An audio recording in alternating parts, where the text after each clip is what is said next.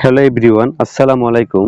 আমরা যারা ইমো ব্যবহার করি, আমাদের ইমো কিন্তু অনেক সময় হ্যাক হয়ে যায় বা আমাদের আপনজন কিন্তু ইমো হ্যাক করে ফেলে, আমরা কিন্তু বুঝতে পারি না।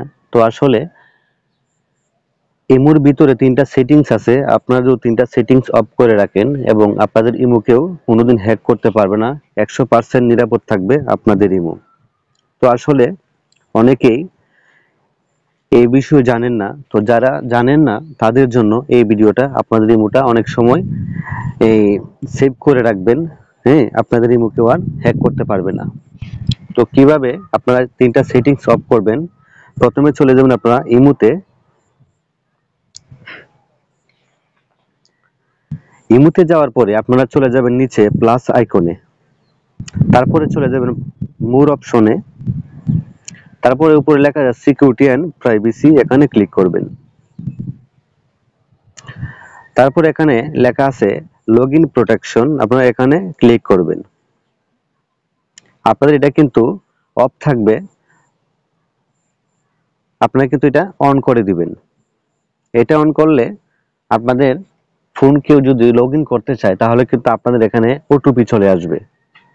তো এটা অন করে রাখলে আপনাদের ইমোটা আর কেউ লগইন করতে পারবে না। তারপরে ব্যাকে আসবেন। তারপরে এখানে লেখা আছে ম্যানেজ ডিভাইস, আপনারা ম্যানেজ ডিভাইসে ক্লিক করবেন। এখানে হচ্ছে আপনাদের ইমোটা যদি অন্য কেউ লগইন করে থাকে তাহলে কিন্তু বা হ্যাক করে থাকে, এখানে কিন্তু শো হবে। উপরেরটা থাকবে আপনার ইমো আর নিচেটা থাকবে অন্য একটা ইমো যেটা আপনার ইমোটা হ্যাক করেছে বা লগইন করেছে।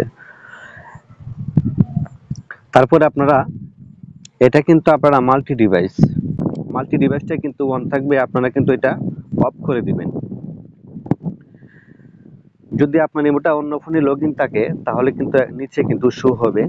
আপনারা এখানে কিন্তু ডিলিট আইকন থাকবে, আপনারা কিন্তু ডিলিট আইকনে ক্লিক করে ডিলিট করে দিবেন এবং আপনার ফোনে আপনার ইমোটা যে অন্য ফোনে লগইন ছিল ওখান থেকে কিন্তু এটা ডিলিট হয়ে যাবে বা কিন্তু লগ আউট হয়ে যাবে। তারপরে কিন্তু নিচেটা ডিলিট করে আপনারা কিন্তু মাল্টি ডিভাইসটা অফ করে দিবেন। তাহলে মাল্টি ডিভাইসটা অফ করলে আপনাদের ইমোটা আর অন্য ফোনে লগইন করতে পারবে না বা হ্যাক করতে পারবে না। তারপরে ব্যাকে আসবেন। তারপরে এখানে লেখা আছে পাসকোড লক, আপনারা এখানে পাসকোড লকটা দিয়ে দিবেন আপনার ইমোর জন্য। এখানে 4টা ডিজিট দিয়ে দিবেন, আমি 4টা ডিজিট দিয়ে দিচ্ছি।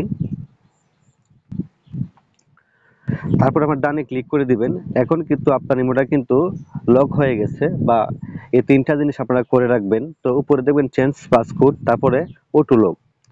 আপনারা কিন্তু এভরি টাইমের মধ্যে সিলেক্ট করে দিবেন যাতে আপনার ইমোতে বের হওয়ার পরে কিন্তু আপনার ইমোটা কিন্তু লক লেগে যায়। তো আমি এভরি টাইমে ক্লিক করে দিলাম। তারপরে ব্যাকে চলে আসলাম।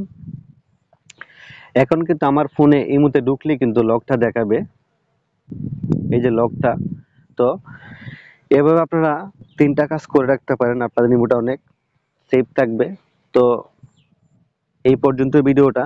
যদি ভিডিওটা ভালো লাগে চ্যানেলটি সাবস্ক্রাইব করে দিবেন। আর সবাই ভালো থাকবেন। আল্লাহ হাফেজ।